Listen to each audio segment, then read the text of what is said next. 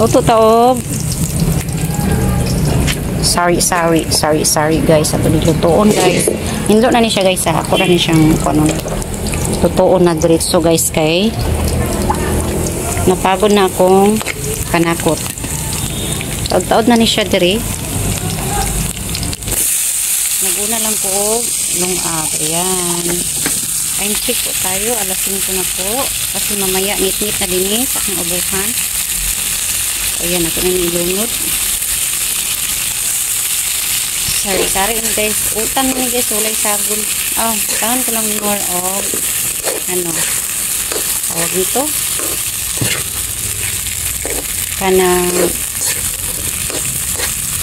oyster sauce para siya masarap. Ayan, binili talaga ang oyster sauce para masarap kasi walang karne o manok ang sagom nito or sardinas. Ayoko po ng sardinas kasi kabuyon ako. Kaya yan, ito na lang gagawin ko. Tapos lagay natin yung oyster sauce para siya masarap guys. Kahit walang karne, ito lang sapat na.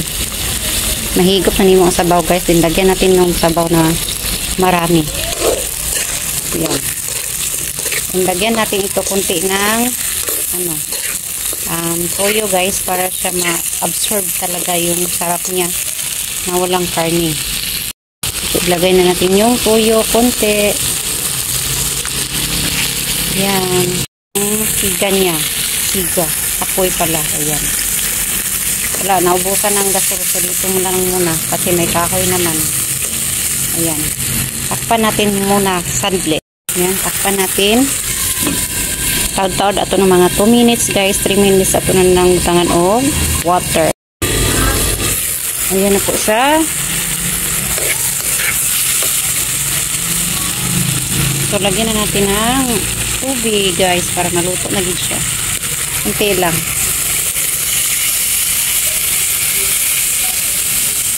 Ayan. Tubig yan guys na malinis. Galing sa gripo char. O gripo talaga. Pagkatapos ilagay natin itong nor na beef. Yan. Masarap na yan guys. Mamaya tikman nyo para masarap talaga. Kasi sinasabi ko lang pero masarap kahit walang karne o manok. So takpan muna natin. Paluto natin yung lahat ng kalabasa, sayote at saka string beans guys. Paluto natin yan. Pagkabukal na guys, ato na siyang tilawan. Meron ding ano ba to? Sarap to guys. Tawag nito Paris sa sari guys, ng utan ba? Tawag nito bulinaw. Butsi tawag kanin sa Bisaya guys, bulinaw yung kung intindi ko nito, bulinaw ng gagmay. And then meron ako palya guys. So may palya pala doon, kukunin ko sandali. Guys, hi. So ayan guys, ito yung sa kadagan guys nga tanom sa akong papa. Kung dini pa siya mga 2 months siya dini, 1 month, January, February, March. Basta dugay siya dini sa ako ang balay. Digi siya mahimo guys nga diri siya kay muuligid siya sa iyang natauhan. So umuwi siya doon, and then may mga tanim na iniwan niya dito, pero ang isang-isa gyud nga nabilin gid sa iyang tanom is palya. So mao ni ang unod guys sa palya nga iyang itanom. Ayan, dito po lagi siya guys, ang uban na ni patay na.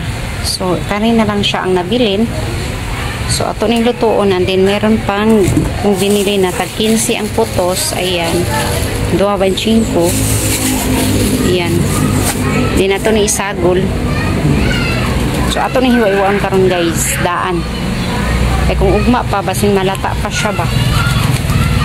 And then malapit na rin maluto yung sari-sari. May migas. Ayan, unang tubo sa kong papa guys, palya. Amot sa ikaw na ni English, limit mo kung sa ikaw na ni palya. Diri naman na siya, di ba sa sulod ulan guys. So asin 1 kilo 15. Lagyan natin yung Ayan, bukal na siya. So, lagyan natin ng asin, guys. Kunti lang. Ayan. Kailangan maluto yan lahat. So, luto na siya, guys. Ayan, luto na siya. Iyabo na natin siya, guys, kay kaulan. Kakadulog.